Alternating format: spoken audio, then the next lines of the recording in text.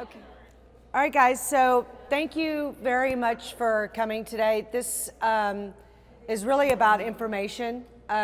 We look at each one of you and think of how you can tell other people, and it's, the phone tree sort of scenario. But this is about just hearing what they do, asking any questions, and letting other people know. It stays alive by other people sharing this information. Yeah. So welcome, and I'm going to hand it over to Stephanie. Hi. Thank you. My name is Stephanie Bowen, and I am the Executive Director of the Agape Clinic. So I run the clinic. I feel very blessed to be there. I started with the Agape Clinic. In about a week, I'll have my 8th anniversary with the clinic. So I've been there for 8 years. And when we started, we were doing about 2,800 patient visits in the basement of a church. And now we're up to, last year we did 17,168. And we have our own facility. So this is what our building looks like. We're on the corner of Junius and Haskell, so we're right near Big Baylor Hospital in East Dallas. And again, we were for 35 years or 33 years in the basement of the church that was right across the street from the clinic. So you'll see Grace United Methodist Church, and then you'll see this building right across the street. So that's where we are now. The mission of the Agape Clinic is to provide quality healthcare services unconditionally to underserved people. And what we mean by unconditionally is you do not have to show us anything to get access to our services. There is no litmus test for coming to the Agape Clinic and accessing medical care or dental care. What we mean by underserved people are people who are uninsured, underinsured, maybe haven't been to a doctor or a dentist in a long time. That's an underserved person, somebody who has not been accessing quality medical care. So it does not matter to us where you live. A lot of charity medical environments will want to know what your income is, what zip code you live in, and so many other qualifiers, that you're here legally in this country. They will ask all these things to say that they can help you. And it's because they've accepted funding that is, that has restrictions on it. We've accepted no restriction funding. We don't receive any funding from the government or any entities that restrict us in any way. All of our donations come from individuals, private family foundations, some churches, but it allows us to have the freedom to take care of everyone. We have tons of great volunteer providers. We have over 100 medical providers who will volunteer their time periodically to the clinic. And that's kind of how the clinic was started, was just by volunteers. We've only had paid staff within the last 10 years. And then we also collaborate with universities. The Texas A&M College of Dentistry collaboration. We also partner with UT Southwestern. They provide many of our counseling services. UT Southwestern provides our dermatology services. TWU is going to be managing all of that physical therapy and occupational therapy. We have skilled nursing that comes from other universities. And so that's all free labor because it's professors coming in and teaching their students. So often you might be receiving care by somebody who is learning, but there's a professor with them supervising everything that they're doing. We only employ mid-level providers, so nurse practitioners or PAs. They're cheaper than doctors. So because we're trying to be a good steward of every gift that's given to us, we hire and pay only mid-level providers.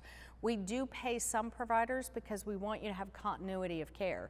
We want somebody looking over and managing the care for all of our chronic disease management patients. And we want to have people to ensure that people are always there to give people care.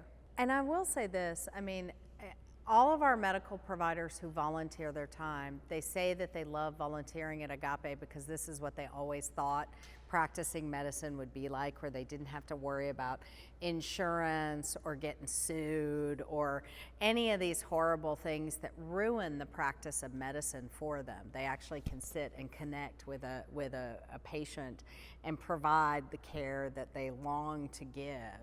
You know, so they appreciate it, and with all of our volunteers, we tell them, you know, we want you to take your time, we want you to enjoy your opportunity here, to be here and to connect with people. So you'll find if you're seeing a volunteer, they will get to know you as a human. They will, you know, spend time with you, because we're not telling them that you have to see this many people or anything like that.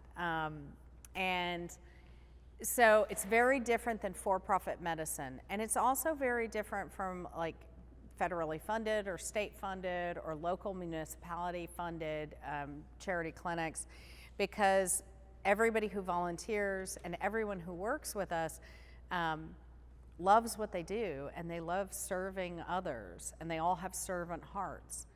Well, medical and dental care is ridiculously expensive. I don't know when's the last time anybody's tried to price out medical care, but for a decent quality medical plan, the monthly premium can be $500, it can be $300, and that's just a monthly plan. In addition to that, you'll always have deductibles and copays, and sometimes a deductible, at least my personal medical plan that I have currently covering me is $500 a month, a $2,500 deductible, which means I need to be saving $200 a month so that I can pay out my deductible. My insurance will not pay anything towards my medical care until I have met that deductible.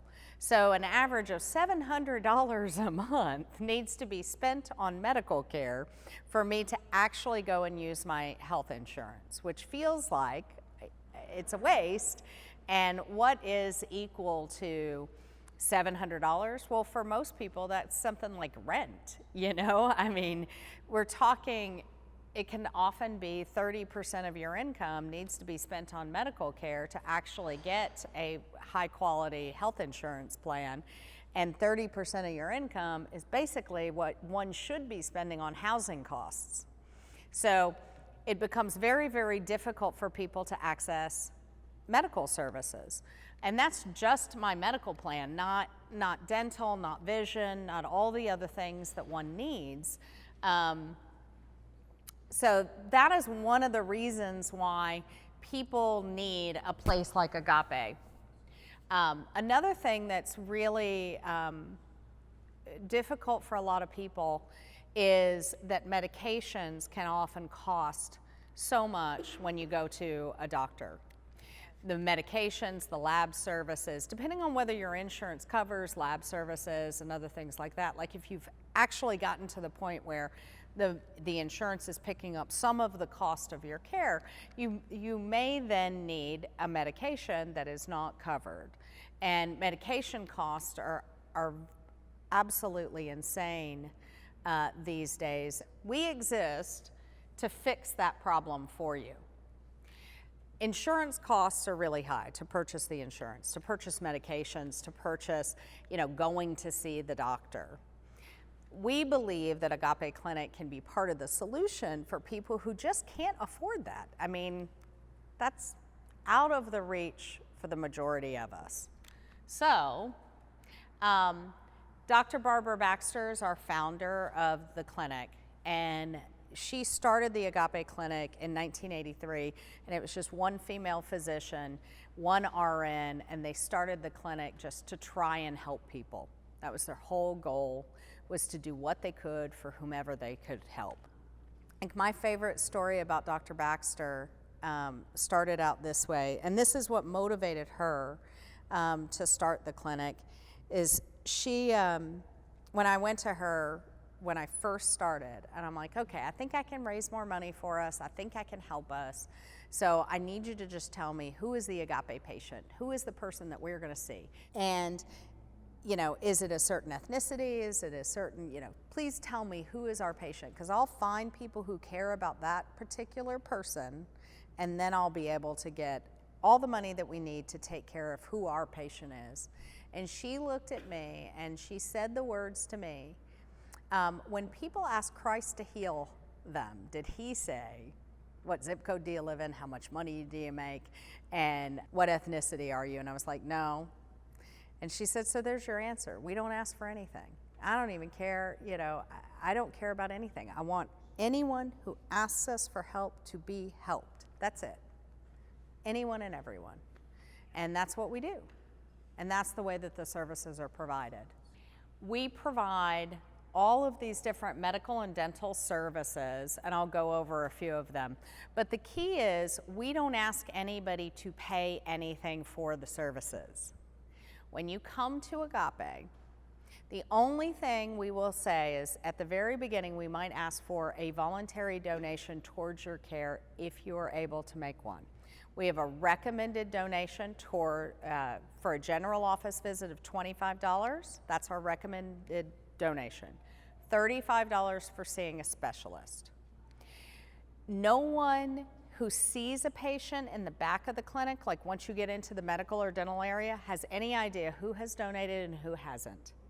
Some people donate the full recommended donation, other people give more, other people give less, okay? Every single day, there's at least a third of people who walk through our doors who make no donation at all. And we are perfectly okay with that. Because what we would rather you do is maintain your chronic diseases, take care of your health, be healthy. We want you to be healthy.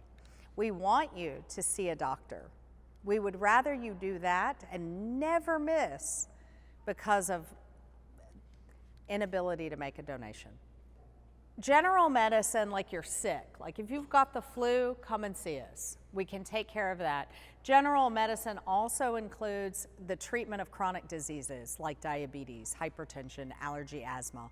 All of those conditions can be treated at Agape. Dermatology is one of our specialty services. Women's health, we also consider that a specialty service, which means we will do pap smears, pelvics, we can test for diseases, anything that might be of a concern from a woman's health or a men's health perspective we can do.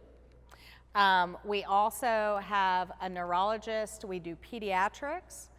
Ophthalmology is another service that we can offer, counseling services, and one of the things that's most exciting from a medical perspective for us, if you have low back pain, feet are hurting, you're on your feet all the time, constant movement, repetitive motion injury, anything like that, we'll be able to provide treatment and care for that. So for you to know that we are going to work with you to get you whatever it is that you need, that's how we do this.